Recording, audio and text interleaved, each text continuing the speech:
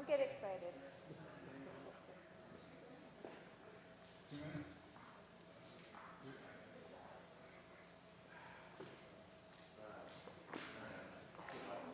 Huh? 2 hours? Perfect. 2 hours. Another shot. 11:30, right? 11 p.m.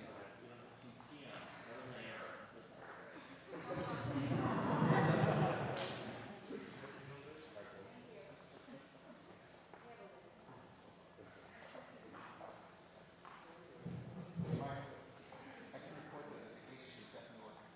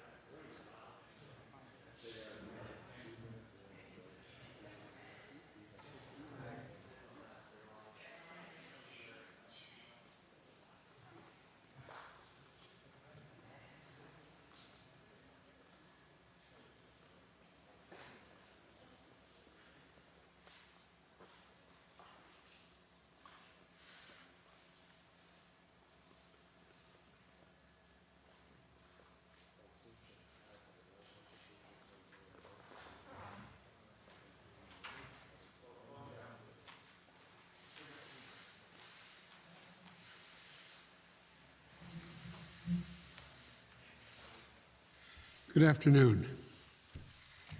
Before I begin, let me say a few words about the pandemic of the unvaccinated. I know there are a lot of people out there trying to turn a public safety measure, that is children wearing masks in school so they can be safe, into a political dispute. And that this isn't about politics. This is about keeping our children safe.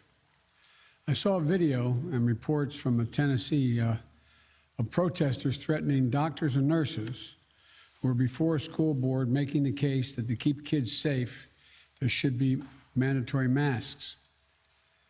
And as they walked out, these doctors were threatened, these nurses were threatened. You know, our healthcare workers are heroes. They were the heroes when there was no vaccine. Many of them gave their lives trying to save others. And they're heroes again with the vaccine. They're doing their best to care for the people refusing to get vaccinated. And unvaccinated folks are being hospitalized and dying as a result of not being vaccinated. To the mayors, school superintendents, educators, local leaders who are standing up to the governors politicizing mask protection for our kids, thank you. Thank you as well. Thank God that we have heroes like you. And I stand with you all, and America should as well. Now, let me turn to the focus of today's remarks. There aren't a lot of things that almost every American can agree on. But I think it's safe to say that all of us, whatever our background, our age, or where we live, can agree that prescription drug prices are outrageously expensive in America. Today, I'd like to talk about how we're going to help millions of Americans save money and ease their burdens by lowering the cost of prescription drugs. Let me start by acknowledging the groundbreaking and life-saving work that many pharmaceutical companies are doing. Look no further than the vaccines they're manufacturing and delivering that are helping us beat this pandemic and save lives.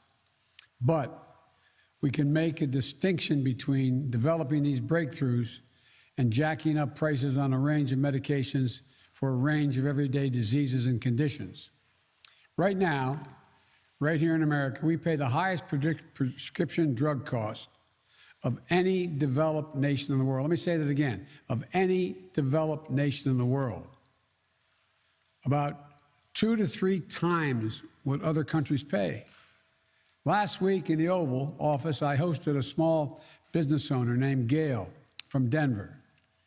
She's 60 years old. When she was 11, she was diagnosed with type 1 diabetes. For nearly 50 years, she's had to take insulin to stay alive. But you know what she told me? She said she doesn't worry about becoming blind or her blood sugar dropping dangerously low, the natural worries of anyone with type 1 diabetes. She worries about being able to pay for her prescription drugs. During our conversation, she pulled out a vial of insulin from her bag. In 2001, she said, that single vial cost $32 a bottle.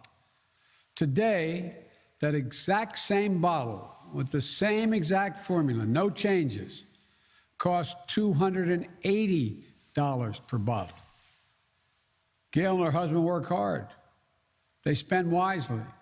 Because of the cost of her prescription drugs, her husband may not be able to retire. They drive the same car, she said, she's had for 17 years, unable to afford repairs or a new one. And Gail's not alone.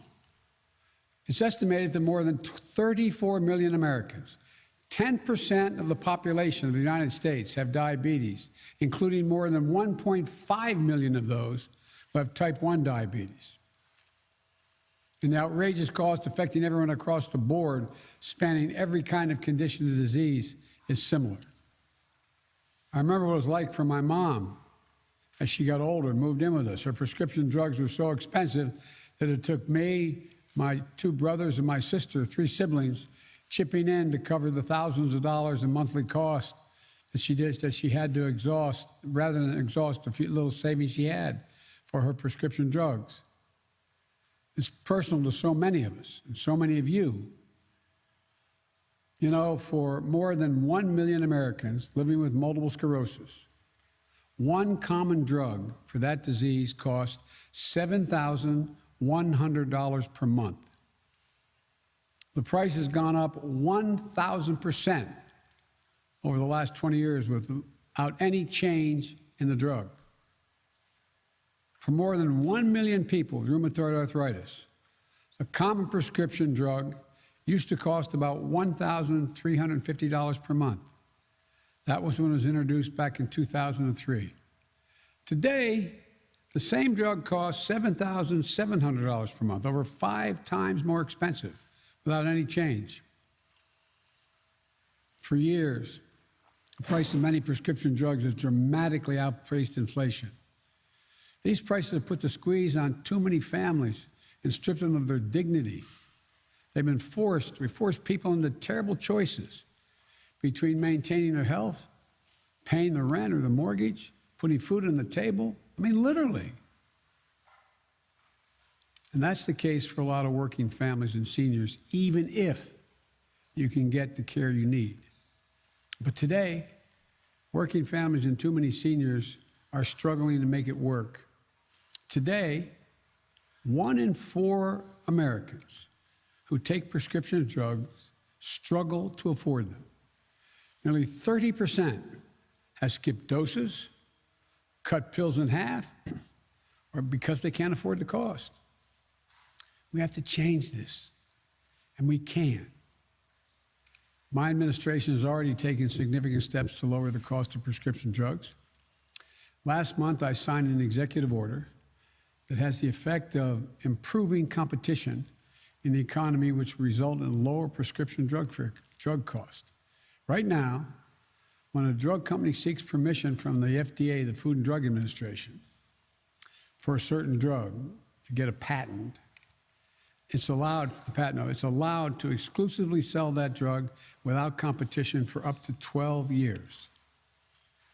When that time period expires, other companies can come along, make the same exact drug and sell it cheaper. It's called generic drug.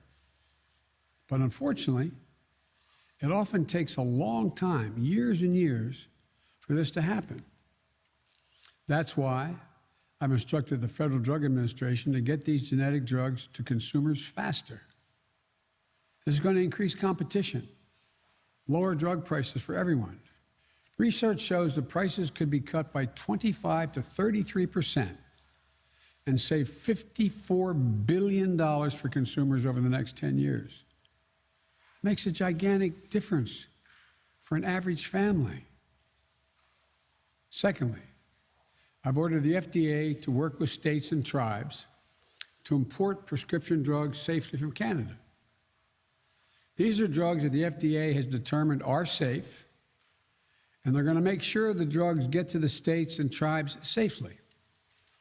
Colorado estimates that their version of the drug importation program is going to save $35 million to $60 million a year for people in Colorado, cutting the prices down by more than 60% for the cost of the same drug. These things, and by the way, you know, the company that's making these drugs and charging exorbitant prices are selling the same drug in other countries at considerably lower prices. It's not like there's another company always making this drug. Same outfit. These things by themselves will be a great help. But to really solve the problem, we need Congress to act. That's what my Build Back Better plan will do. You know, there's long been talk, a long time, since the days when I was back in the Senate, about giving Medicare the power to negotiate lower drug prices. Now, Medicare takes care of millions of people.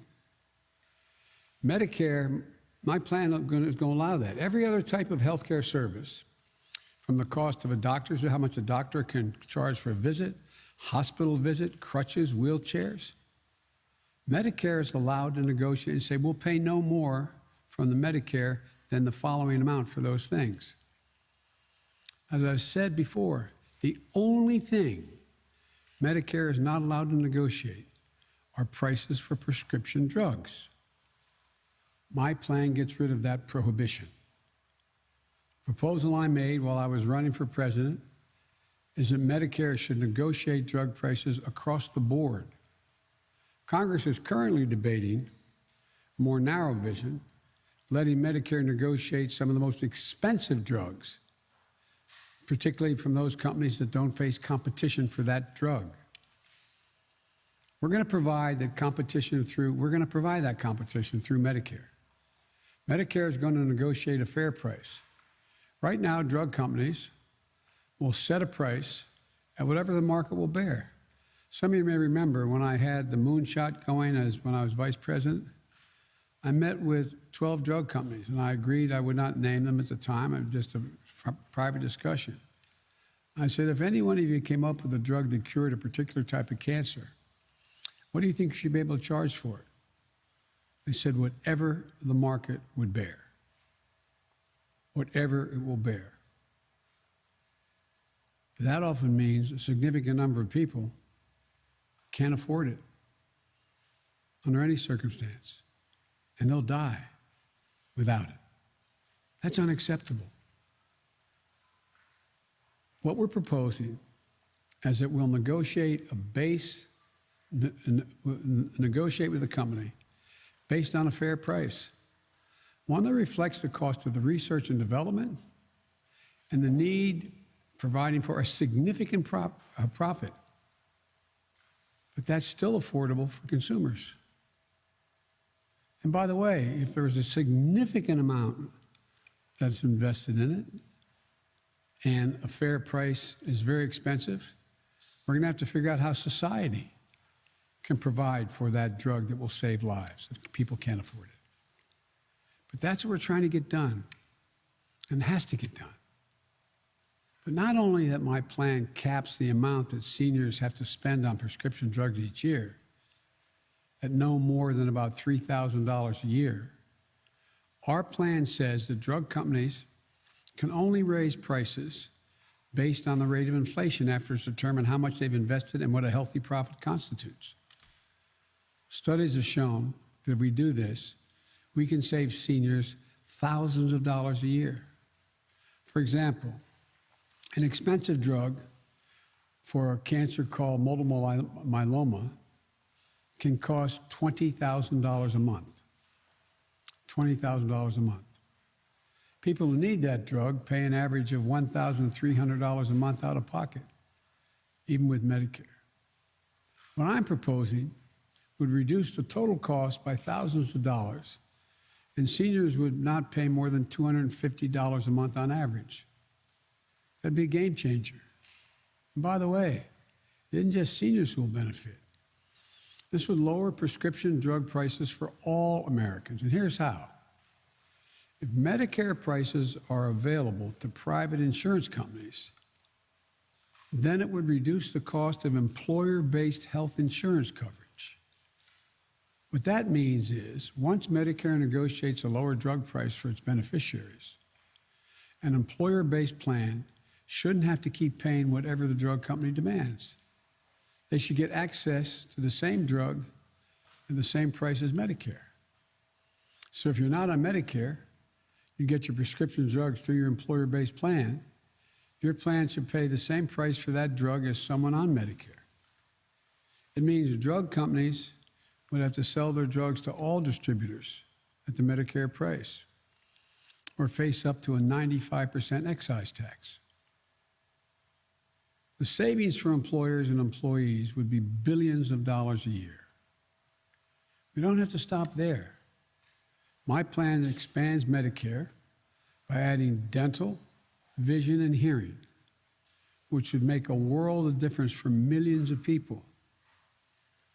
We can take some of that savings created when Medicare is no longer forced to overpay prescription drugs and use it to pay for these additional benefits and reduce premiums, improve access for people with coverage on Medicaid and the Affordable Care Act. You know, at the same time, we can invest in medical breakthroughs that will also reduce the cost and save lives. Right now, when Americans overpay for prescription drugs, too many pharmaceutical companies don't use the profit nearly enough to innovate or research. Too many companies use it to buy back their own stock, inflate their worth, drive up CEO salaries and compensation, and find ways to box out the competition. In fact, according to one study, from 2016 to 2020, pharmaceutical companies spent $577 billion in stock buybacks and dividends, $56 billion more than what they spent on all research and development over that same period of time. Look, folks, they should be able to make a significant profit. Why should we be paying 2 or 3 times what every other country in the world is paying for a similar drug? There's so much we can do.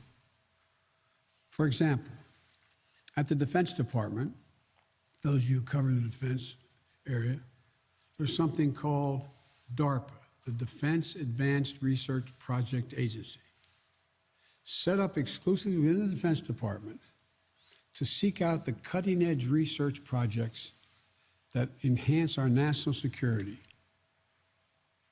An outfit that came up with the internet, GPS, and a lot of stealth technology, a lot of things. I'm proposing we do a similar thing. I propose we spend $6.5 billion for a similar agency within the National Institute of Health, the NIH, called Advanced Research Project Agency, ARPA-H, like DARPA, to help speed cutting-edge research on how to detect, treat, and cure diseases like Alzheimer's, diabetes, and cancer. It's personal to so many people out there, and we can do this. I'm not criticizing companies who aren't prepared to spend billions of dollars on certain projects to research. I get it.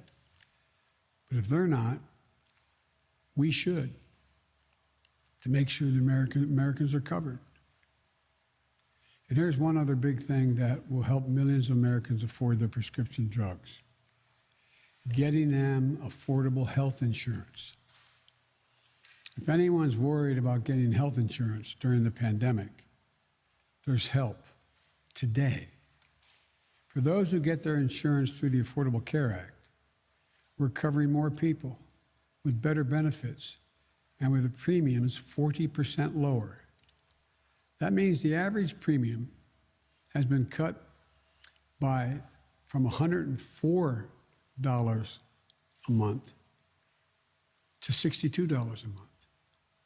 $62 a month for quality health insurance that covers doctor's visits, hospital care, prescription drugs. In fact, 1/3 of the consumers are buying plans through the Affordable Care Act for less than $10 a month.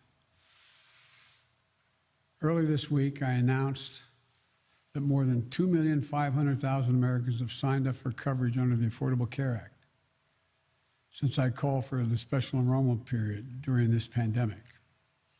Folks, if you don't have insurance, you can still sign up under the Affordable Care Act through Sunday, August the 15th. Just go to healthcare.gov today and get covered. To all those folks expressing concern about rising costs for families, I urge you to support these basic reforms that will allow drug companies to still make billions of dollars, as they have a right to do, but will address one of the largest out-of-pocket expenses that families face: prescription drugs. We can do this. Let me close with this. I've long said health care should be a right, not a privilege in this country. With my Build Back Better plan, we have an opportunity to come together and get us even closer to that reality. And the American people support it by overwhelming bipartisan margins. This isn't a partisan issue. Alzheimer's, diabetes, cancer, they don't care if you're a Democrat or Republican. This is about whether or not you and your loved ones can afford prescription drugs you need. I look forward to the Congress getting this done. And there's another area, this is another area where we can come together and make a difference in people's lives. Thank you. May God bless you. May God protect our troops. Thank you.